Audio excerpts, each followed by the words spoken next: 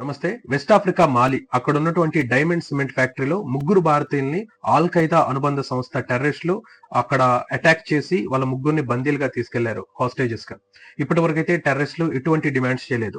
ఆ ముగ్గురు భారతీయుల్లో ఒక వ్యక్తి మన ఉమ్మడి గుంటూరు జిల్లా మాచర్ల మండలానికి సంబంధించి అక్కడే ఉన్నటువంటి జమ్మల మడుగు ప్రాంతానికి సంబంధించి వ్యక్తిగా తెలుస్తుంది. అతని పేరు అమరలింగేశ్వరరావు. మరో ఇద్దరు రాజస్థాన్ ఒడిశాకి సంబంధించి ప్రసాద్ వెంకటరమణగా మనకి తెలుస్తుంది. అమరలింగేశ్వరరావు ఈ మాచర్ల పట్టణం నుంచి హైదరాబాద్ షిఫ్ట్ అయ్యి అక్కడే ఉన్నటువంటి ప్రసాదిత్య కంపెనీస్ లో వర్క్ చేస్తున్నారు. ఆ తర్వాత ప్రమోషన్ వచ్చి వెస్ట్ ఆఫ్రికా మాలి డైమండ్ సిమెంట్ ఫ్యాక్టరీలో అతను 11 సంవత్సరాలుగా పనిచేస్తున్నారు.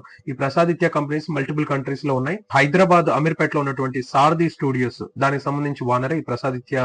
వీళ్ళు కూడా టెర్రరిస్టుల డిమాండ్స్ ఏమీ చేయకపోవడం ఏంటనేది అందరు తలలు పట్టుకొని కూర్చుంటున్నారు. వాళ్ళని చంపుతారా లేదంటే వదిలేస్తారా ఏంటనేది తెలియట్లేదు. వీళ్ళైతే కిషన్ రెడ్డి గారిని కలవడం జరిగింది. ఈ కుటుంబ సభ్యులు జయశంకర్ గారు సంప్రదింపులు చేస్తూ ఉన్నారు. ఏ డిమాండ్స్ ఇప్పటి వరకు అయితే రాలేదు. ఈ ఇజ్రాయెల్ హమాస్ వారు చూస్తే చాలా మందిని అక్కడే చంపకుండా బందీలుగా తీసుకెళ్లి వాళ్ళ ఆచారాలకు తగ్గట్టు చంపేసి వదిలేస్తున్నారు. సో అలాంటి పరిస్థితులు ఏమైనా జరుగుతాయని చెప్పేసి వాళ్ళ కుటుంబ సభ్యులు మిగతా అందరూ కూడా చాలా బాధపడుతున్నారు. చాలా టెన్షన్ గా ఉంది పరిస్థితి అయితే.